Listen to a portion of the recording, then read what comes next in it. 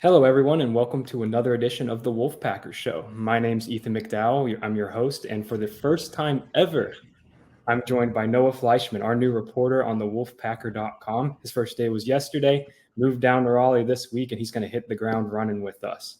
Our old host, Matt Carter, is off to pursue new professional opportunities. Wish him nothing but the best.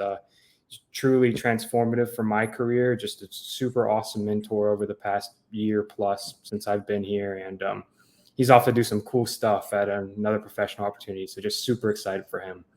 But yeah, before we dive into this VMI preview and talk a little bit of NC State football, Noah, why don't you just introduce yourself to our listeners and tell us what you're all about.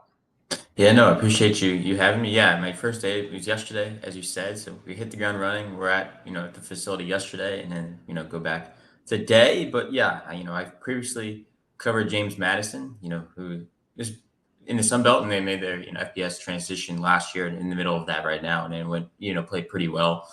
But now I'm here, and I'm excited. We hit the ground running, as you said yesterday, and now we're full steam ahead with VMI this week. Absolutely. And yeah, we're going to discuss kind of just our impressions from press conferences and what we saw at the facility this week. But before we do that, I want to get into a couple housekeeping items. First, we're obviously writers for the Wolfpacker.com on the On3 network. Right now, it is $1 to join the Wolfpacker.com. That's premium access for my football recruiting scoops, Noah's basketball recruiting scoops, and premium team info on every team, men's, women's basketball, football, just a lot of coverage in a lot of different directions at thewolfpacker.com for $1 for your first month. And also just want to shout out our sponsor, rogueshop.com. They are a holistic, CBD company that offers relief for chronic pain, anxiety. If you're having trouble sleeping, rogueshop.com's products could be the answer for you. It's a husband and wife business. The owner, Richard, is a disabled war veteran. And they're on our message board. They'll answer any questions you have on there. They sell Delta 8, Delta 9, CBD, and HHC. All of this is completely legal. And if you're, struggling with anxiety, having trouble sleeping, or chronic pain, this could be something to help you out, give you a little relief in those departments. All right. And before we get started, make sure, subscribe to the wolfpacker.com. Follow our YouTube channel if you're listening on Spotify. If you're listening on YouTube, go subscribe on Spotify or any other podcast platform. And let's just jump right into it. So NC State coming off of a tough loss last weekend. Anyone you talk to will say that loss hurt. Dave Doran on Monday said there was just a lot of anger in the team meeting rooms during, when everyone was watching the film and kind of going back and looking at that loss. And, we talked to the players this week, and that sentiment was kind of shared. Everyone feels like they kind of let one slip away. And if you look at the final score, that's pretty evident. It was a one-score game until there was, just a couple minutes left in the third when a missed field goal kind of changed the tide there. So next up is VMI. This is a game NC State should win. But, still worth discussing. FCS upsets happen. And Noah, why don't you just give us your initial thoughts on the VMI matchup? Yeah, it's definitely not one of the top tier FCS teams, in the country when you think of, who's playing at the end of the year and that level. But, I think this is a good opportunity for NC State to, get back on the right step, build some confidence as they kind of get ready for ACC play starting next week with Virginia on the road. So, this is a good opportunity to kind of right the ship a little bit, get confidence. You're also going to see probably a lot of guys play in this game just because the score may get out of hand and, your starters come out, reserves will get in a little bit in the second half. So, I think it's a good, point of the year for this game to kind of pop up for them. Right after this game against Notre Dame, you kind of see what they did wrong. And I expect, hungry NC State team this weekend, even though it's not a top level team they're playing on the other side, I still think they're going to come out and try to, put up points and, kind of right the ship a little bit and gain some confidence, before, really this back half the schedule pops up and it's a gauntlet. Yeah. And like you said, it's a confidence builder, right? Like they should go in, they should execute well. and you go into ACC play with a little bit of momentum, a little bit of confidence. Maybe you see some stuff that you can build upon from this game. I do want to just get your thoughts on so obviously you were covering JMU for the first couple weeks of the season, but you've known you were coming over here to switch beats and come work for NC State. So you've been following the team. Through 2 weeks, what are your impressions of the team? What are some areas that you'd like to see them grow? Some things you see them doing well through the first couple weeks? Just your overall impressions of NC State football through these first 2 matchups. Yeah, I think that, there was positives from both games, right? UConn on that Thursday night to open the year obviously started off on that first drive on offense really well, but, defense not so much. UConn was able to come down the field and do the same thing. But yeah, I think that, as that first game went on, NC State really took control kind of in the second half, and, pulled away a little bit, 10-point win. I think you take that, week one, especially on the road against UConn, who's a lot better than they have been in the past. So I think, I watched that one on the opening week and thought, okay, things are going well. And then last week against Notre Dame, you hang with a top 10 team for almost 3 quarters. I think, that's obviously you want to win the game. It was a winnable game for NC State, but, the fourth quarter just didn't go their way, and kind of, Notre Dame was able to pull away. So I think that, there's positives within the offense and defense, as a whole, but I think, as we get set, for ACC play soon and this game coming up, I think, this weekend might be a good opportunity to kind of play a complete game. Both sides of the ball can play well together and play complementary football. And I think that will, help, moving forward. This game's, we keep saying this game is going to help moving forward. I think it really will, even though it's not, you're not playing a, FBS team or a top level FCS team. I still think it can serve a lot of good. And, but yeah, I think, overall the offense and defense both played well at times, in the past 2 weeks. But they're also, there's some struggles there that they need to clean up. Run game last week didn't go too well against Notre Dame. I think, you'll be able to run the ball against an FCS team, and passing the ball didn't go too great. Went better than I think, running the ball did last week. But overall, I think, the offense has some stuff to clean up this week. Yeah, absolutely.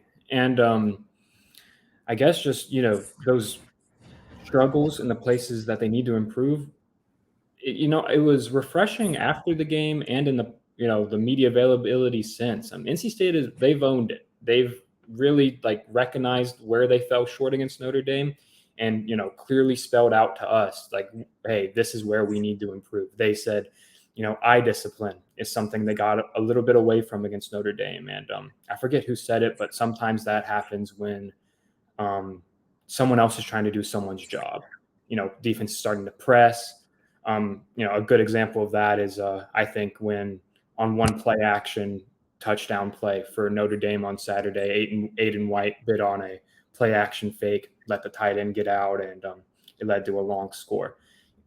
Aiden White really never does that. He's one of the best corners in the country for a reason. Once the defense, takes a chance to, collect itself this week, the younger players have a little more experience. I think we'll see some of those small mistakes that led to, big results against Notre Dame. I think we'll see a little bit of improvement there, And the main thing we heard about was just focus. It was focus, focus, focus. The team is focused. They're motivated. They have a chip on their shoulder. If that's all the case, and this was as good of a week of practice as it sounds like, it should be complete dominance against VMI. And like you said, a complete game. Yeah, I think when you play an FCS team as a Power 5 program, sometimes maybe some teams might, take it down a notch for that week, think, all right, you can coast through that game. But I think NC State's taking the opposite approach. They seem focused. I think if they had another shot at Notre Dame this weekend, they'd be really excited to play that game. They're excited to get back on the field. I think get that, taste out of their mouth of what happened in that Notre Dame game. And being able to do it against an FCS opponent might be the best case scenario, because you're going to play a dominant game. And I think that's going to help big time. Obviously, I think they would come out firing a little bit more than they did against Notre Dame, just because of what they can learn from that. But especially with a team that's going to be undersized, doesn't have as many scholarship players, and different recruits, I think it'll be start to finish, NC State should be in control. And I really don't think VMI is going to find the end zone, if we're going to be completely honest here. Yeah, I'm with you there. We'll have our score predictions up on the website later today, but I have a hard time seeing VMI scoring a touchdown this weekend, unless it's way in garbage time in the fourth quarter with the third string players in. One thing before we move on, I'm just really interested to see is the running game. Like you mentioned that a little while ago. It's against UConn, they had 200 rushing yards. Almost 100 of those were Brennan Armstrong. Ideally, this is a game where Brennan really doesn't run the ball much. For keep him healthy and hopefully establish more of a rhythm with Jordan Houston, Michael Allen, Delbert Mims, and even freshman Kendrick Raphael. Just let's see what we've got there, what NC State can do on the ground with their running backs specifically. They've tried some cool jet sweep stuff with Kevin Concepcion and Keon the same so far this year. Wouldn't mind seeing a little more of that, see what they can get out on the perimeter. But mainly, I want to see, 20 carries for Jordan Houston, 15 for Michael Allen, and let's just, pound through the VMI defense and see if you can, build their confidence as well. So anything else to add on VMI before we move on? No. Yeah. I think the last thing is you're not going to see, Brennan Armstrong. I guess against UConn, a lot of the 100 yards came from scrambling, just making things happen. Against Notre Dame, he picked up 31 yards, scrambling and things like that. I don't imagine he's going to have to scramble much against VMI. I think the offensive line for Notre Dame or for NC State should be able to handle VMI's defensive line. They shouldn't really have too much pressure on him and keep him clean. And even when he's throwing the ball, he's probably gonna have a decent amount of time to throw and make the right reads. And hopefully we can see a little bit more, explosive plays. I know they hit the number 9 last week that they, kind of aim for each day. But I think that this weekend there's a prime opportunity to surpass that with ease, and I think that we'll see that. Yeah, and despite where they fell short against Notre Dame, they actually did hit that explosive play mark. After 4 against UConn, they got to 9 against Notre Dame. So that's a positive, right? And then some of the things they did well against UConn, like lack of penalties, lack of turnovers, that kind of unraveled against Notre Dame and led to the defeat. But like you said, this should be a game where they put all that together. Before we move into our first break, I just want to share a couple fun stats from VMI. Their longest rush so far is 16 yards. That's not very explosive, and if you look at NC State's season so far, they've allowed a few long rushing touchdown or a couple long rushing touchdowns, a few big rushes that have changed the game. That really should not happen against VMI. This is the best rushing defense that VMI will probably see all season. And they're already averaging 1.9 yards per carry. Shoot, I would hope at that point NC State can keep them below that mark and just kind of completely make them a one-dimensional team. And if that happens and Tony Gibson's able to dial up those blitzes that he loves so much, then I think it could be a long day for VMI's offense. Their quarterback, Colin Ironside, 6'2" redshirt junior from Knoxville, Tennessee. He's had an efficient season. He's completing 65% of his passes. A pretty solid quarterback, but he is strictly a pocket passer. And if you can't move around much against NC State, it's tough because they're going to collapse that pocket. They're going to throw you off script and force you to improvise. If you can't, like I said, it's going to be a long one.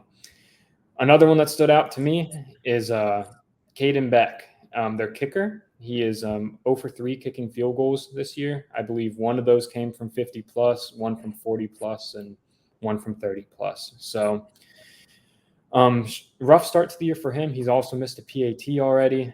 And so NC State will have the clear advantage on special teams as well. And, I think if VMI was hoping to pull off an upset, that's an area that you would have wanted to have the advantage in.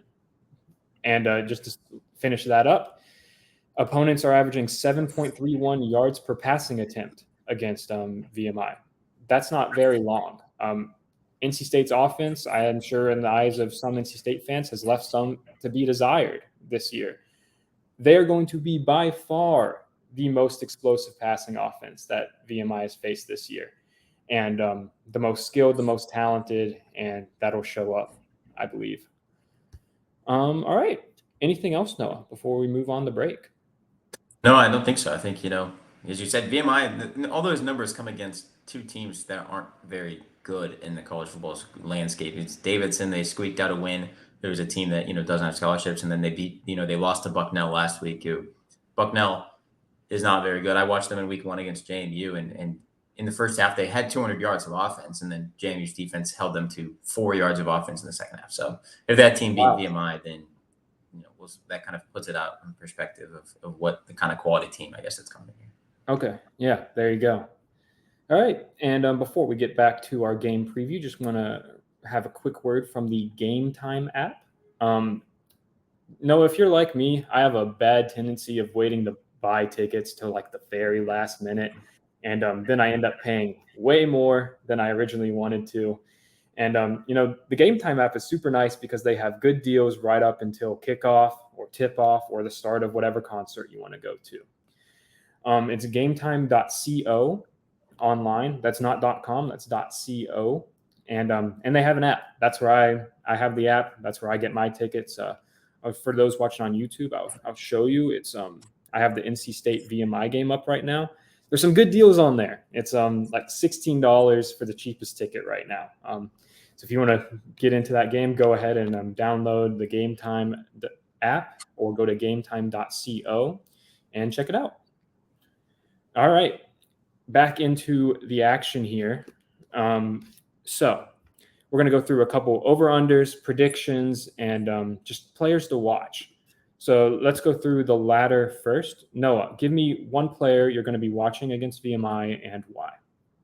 Yeah, I think I would take, Brennan Armstrong, and I think that he's the kind of guy to watch and see him put together, I think a really efficient game against this defense. He can have an opportunity to complete balls downfield. I mean, last week he only completed one pass, through the air that was 20 yards or longer, and threw an interception when he went that deep. So I think, there'll be an opportunity to throw deep shots against VMI secondary, and that's something I'm going to watch, see if he can do that. We already know he can make the short and intermediate passes. It's kind of time for him to make them deep. And I think this is an opportunity to him to, in basketball, shots aren't going down. You make one and the rest start falling. I think this might be an opportunity that he can see some deep shots, be successful. And then hopefully that can be a trend that continues the rest of the year. Yeah, absolutely. And going off of that, we both kind of looked at the passing charts and the analytics for him out of the Notre Dame game. He relied really heavily on the middle of the field. That's not a bad thing. I mean, if it's working, keep going back to it, right? Don't force things down the sideline. I will be interested to see if that passing chart's a little spread out. The NC State receivers should be able to get separation on VMI's defensive backs and maybe create some big plays down the sideline as well. Maybe Terrell Timmons Jr. gets going. He's had a slow start to the season, but he was explosive in limited action last year. Maybe we see him get a big play or two. That'd be good to see. And I'm kind of going off of the receiver topic. My first player to watch is Kevin Concepcion. He's starting as a freshman. That's a big role, especially in NC State's offense. It really does not happen much. So it says a lot about Kevin and just the way he's worked since arriving on campus in January that he's in this spot. He had a great debut against UConn. And then against Notre Dame, it was a mixed bag. He I believe, led the team in receptions with 5 or 6.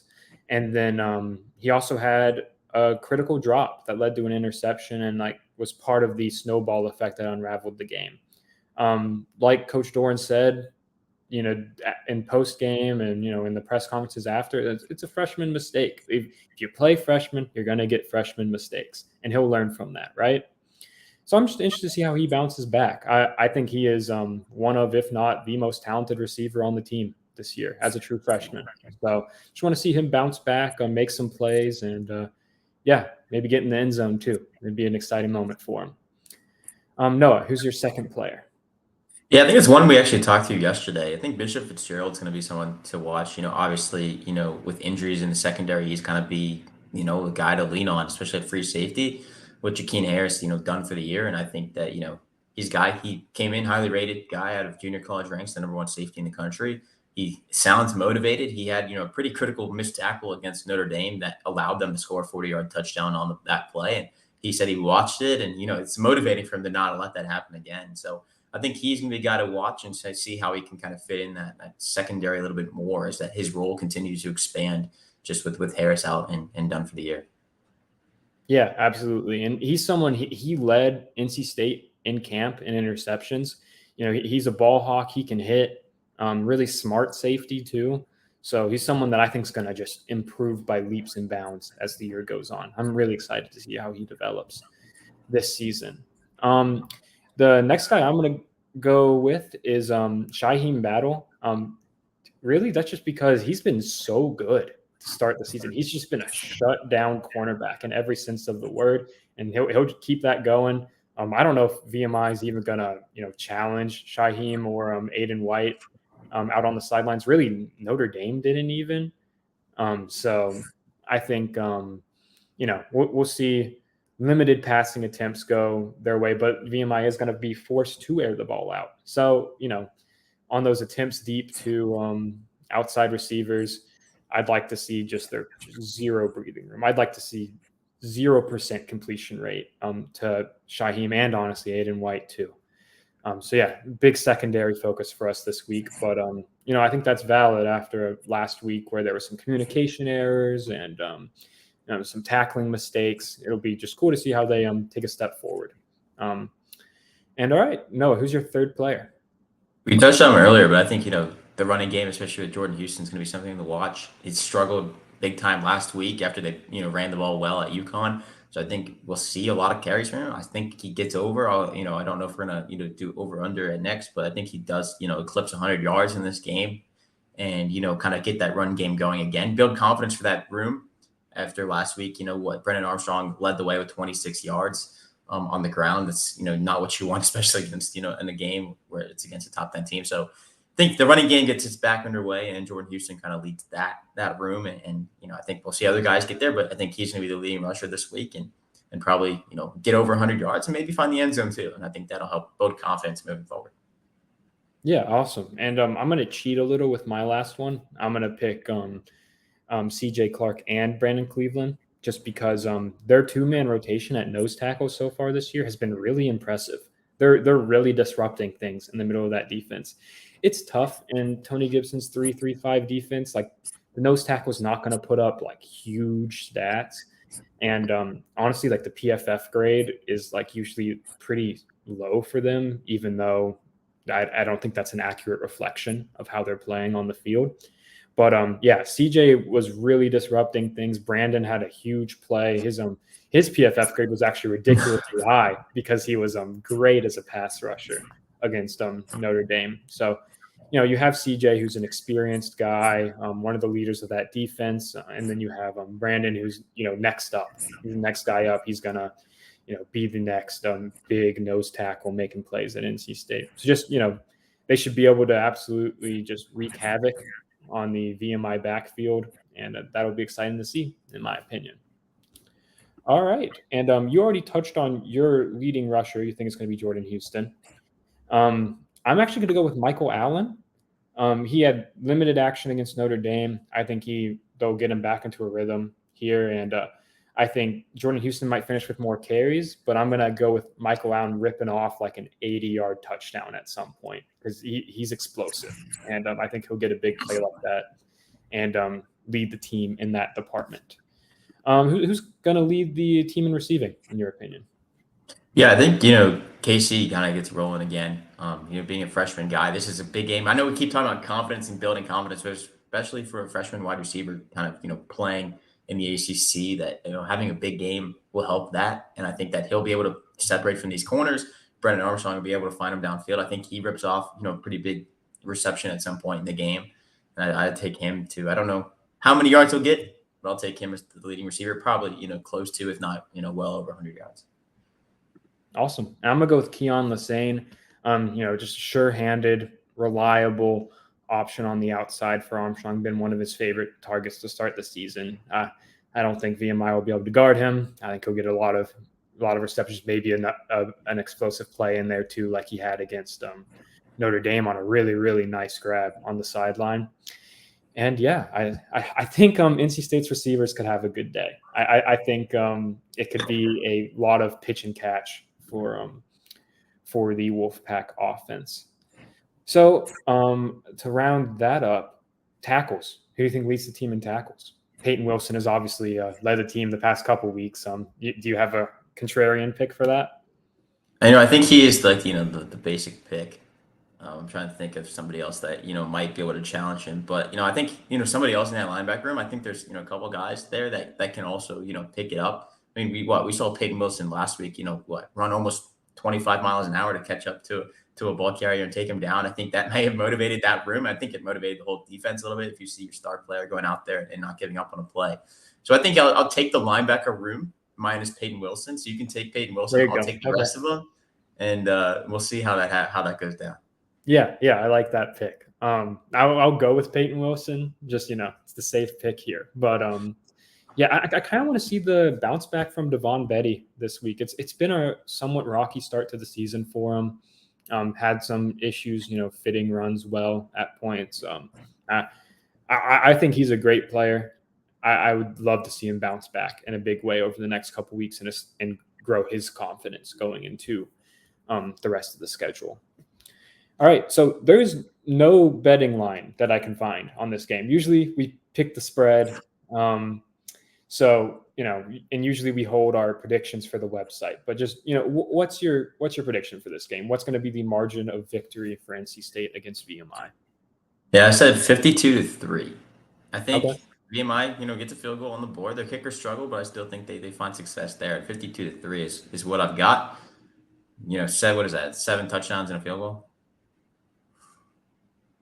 Yeah, I had 52-6, but after seeing, taking a deeper look at VMI, I'm taking those 6 points off the board. I'm going to go 45-0 shutout victory for NC State, and it's tough to take too much away from these FCS games, but anytime you can keep a team to 0 points, that's a confidence builder. And I think we've said the word confidence about 50 times on this podcast, but hey, that's what we've been told throughout the whole week, that it's all about building confidence, communication. And that's something that comes with more snaps, something that comes with, big wins like this Saturday could be.